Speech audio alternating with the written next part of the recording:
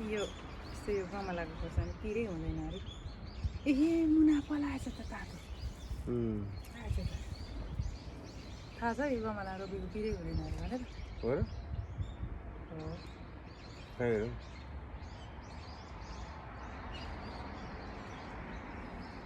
सानो पिरै हुँदैन अरे म टोकेछु ल जाडोमा गुलियो हुन्छ र गमलामा चाहिँ गुलियो हुन्छ अरे पोलेर चाहिँ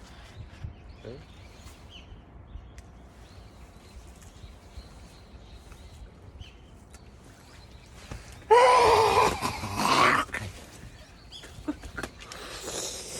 पिरो भयो